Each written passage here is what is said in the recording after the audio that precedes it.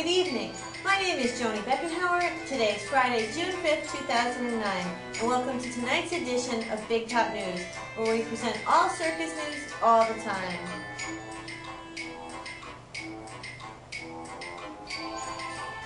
Okay, for tonight's stories, we have an interesting lineup, which includes a little history of the early years of the circus. We'll also examine some trends in the circus. We have our feature story from our field reporter, Janelle Huffaker. And finally, we'll wrap up the night with local circus jobs. Stay tuned. Want to light up your kid's face? Take them to Boomerang, right here in Coney Island this summer from June 18th till September 7th. Tickets on sale now. Hi, welcome back. I thought I'd just show you a visual timeline that we created with a little help from our friends at capsules.com. It's just going to show you a real pictorial timeline of some of the more significant milestones within the early American circus. First we have 1793, John Ricketts, the founder of the American circus. Then as we go through, we have 1796, the first elephant. 1797, our first circus parade. I don't know if you can tell, but this is 1810, and this is when P.T. Barnum was born. I think we'll cruise along a little bit more. Here we have, in 1825, Joshua Purdy Brown put up the first circus tent. 1841, P.T. Barnum buys the American circus. And we'll just keep going a little farther along our timeline. 1872, we have the golden age of the circus. Also in 1872, we had the first large circus to move on a train anywhere in the country. 1882 was our first three-ring circus, of course by P.T. Barnum. In 1883, J.A. Bailey, inspired by displays at the World's Fair, presented Ethnological Congress, displaying cultures and foreign people to Americans. In 1884, Colonel William F. Buffalo Bill Cody creates the first American Wild West show. 1888, P.T. Barnum combines the circus shows to form Barnum and Bailey Circus.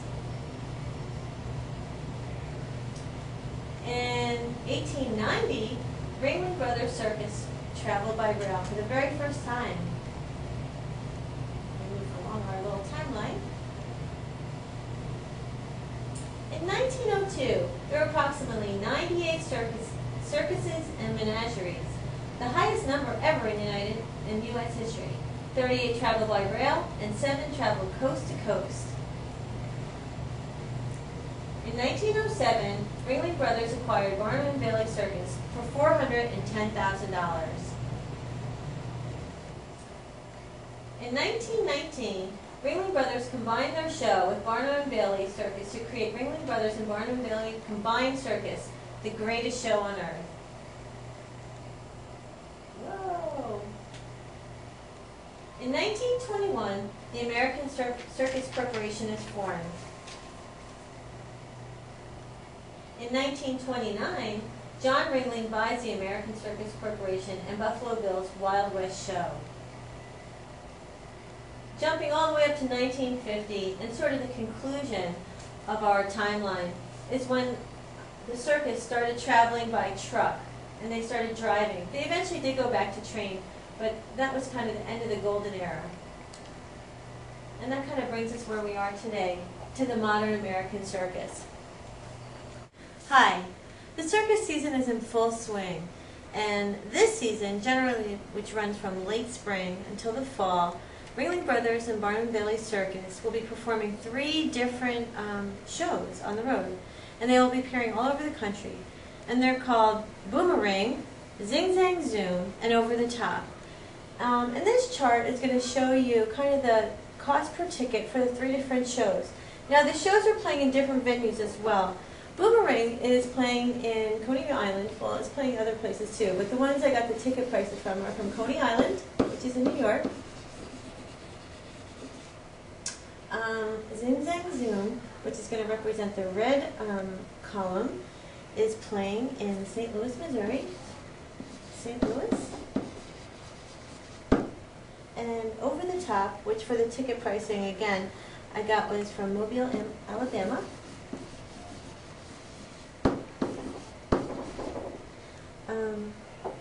As you can see, there's not a significant difference in the price.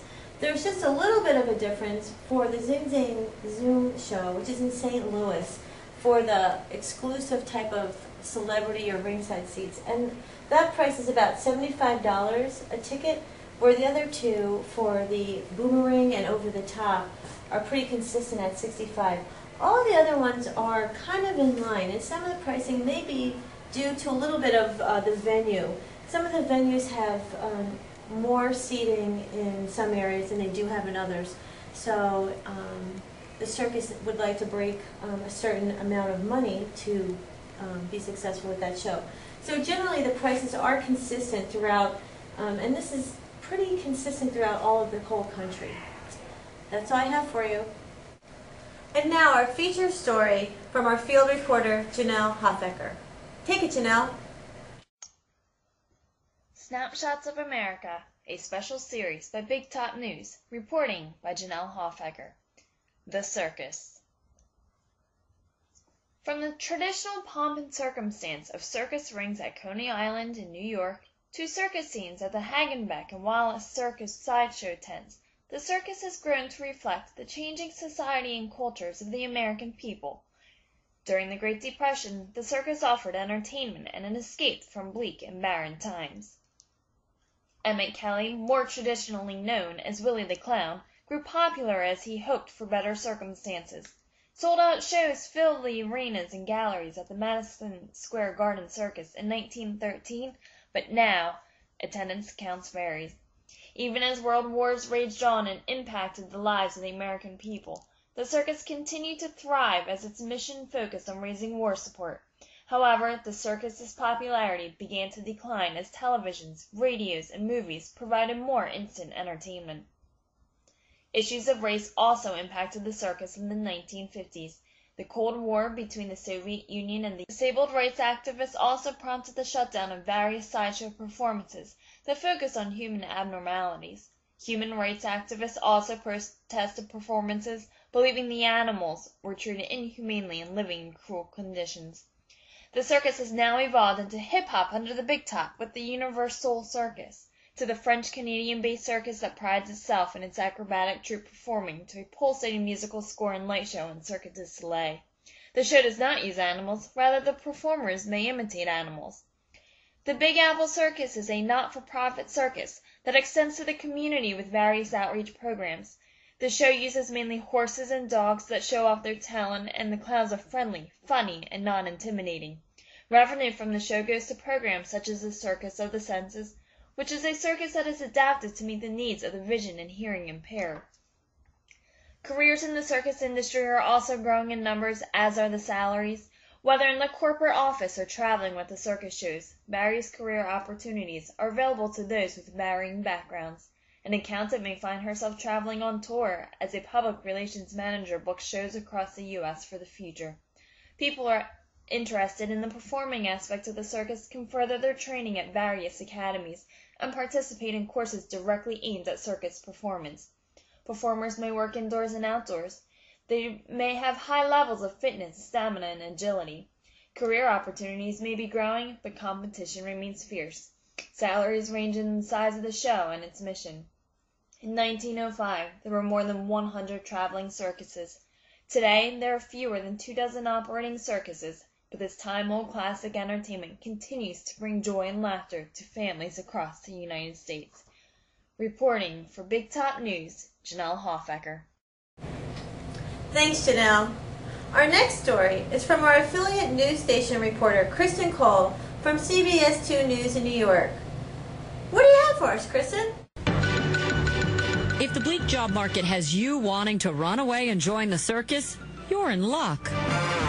Next place. Ringling Brothers needs 150 workers for Boomerang, running all summer long just steps off the Coney Island boardwalk. Trapeze artists and clowns need not apply. Ringling is looking for front-of-house workers to sell tickets, be ushers, and cleanup personnel with pay of up to $13 an hour. And more than 700 people showed up hours before interviews started for the chance. Teens, older workers, and everything in between. And more students find that they're competing with people their parents' age for these summer jobs. A recent survey found that 20% of teens are already working alongside adults and former retirees. And that concludes our circus news for tonight. For Big Top News, I'm Joni Beckenhauer, and have a great evening.